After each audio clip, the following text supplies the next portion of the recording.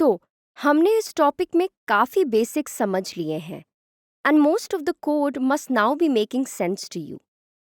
But अभी एक और चीज़ डिस्कस करनी रहती है, दैट इज़ एरेज। पहले शुरू करते हैं ये समझने से कि एरेज क्या हैं। So an array is a data structure that contains a group of elements mostly of the same data type such as an integer और string.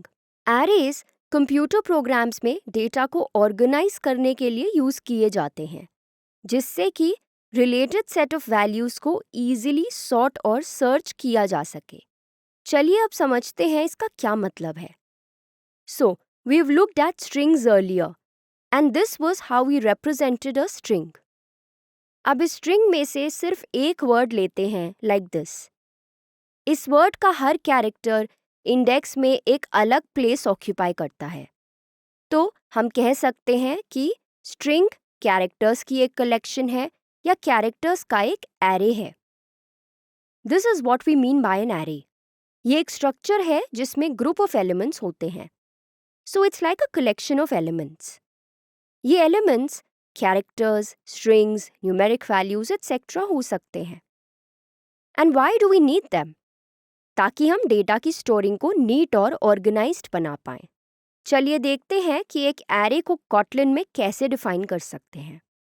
This is how we do it. चलिए IDE में जाकर कुछ arrays को declare करते हैं।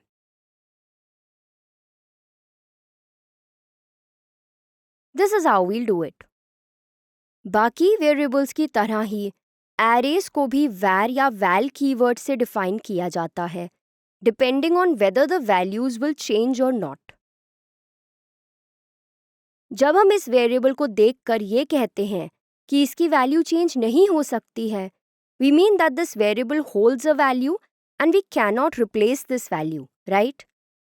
ऐसे ही arrays के लिए जब हम इस वेरिएबल को देखते हैं तो we see कि इस एक सिंगल वेरिएबल में पूरा array stored है, और इसलिए var टाइप arrays के लिए हम इस पूरे array को एक डिफरेंट array से रिप्लेस नहीं कर सकते हैं, just like for any other val variable I. But यहाँ ये डिफरेंस है कि हम इस array में एक या उससे ज़्यादा इंडिविजुअल एलिमेंट्स की वैल्यू को चेंज कर सकते हैं। तो हम इस इंडेक्स की वैल्यू b से h में चेंज कर सकते हैं, and we can do the same for all individual elements one by one. But let's say we have another array of the same size and same data type, then we can't do this and try to store this array in this array. However var type arrays के लिए हम ये भी कर सकते हैं और ये भी।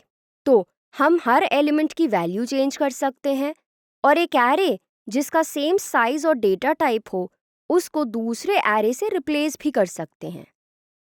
एक और एक्सेप्शन जो यहाँ अकर करता है वो है कि हम वैल या var टाइप एरे का साइज नहीं चेंज कर सकते हैं।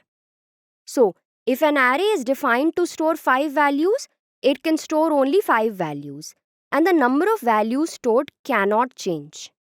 अब अगर आप यहाँ देखेंगे तो you'll see कि IDE ने इन arrays की डेटा टाइप को खुद से इन्फर कर लिया है, और इसलिए IDE ने इस डेटा टाइप को ग्रे कर दिया है, जिससे कि हम इसे अपनी डिक्लेरेशन से रिमूव कर पाएं in order to make our code shorter.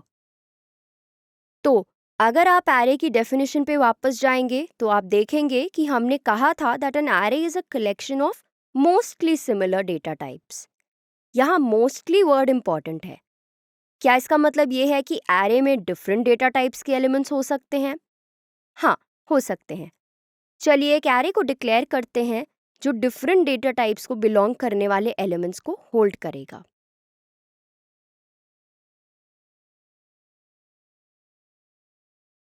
आप देख सकते हैं कि जो वैल्यूज़ हमने यहाँ मेंशन की हैं वो स्ट्रिंग, इंटीजर, डबल, बूलियन और कैरेक्टर डेटा टाइप्स को बिलोंग करती हैं।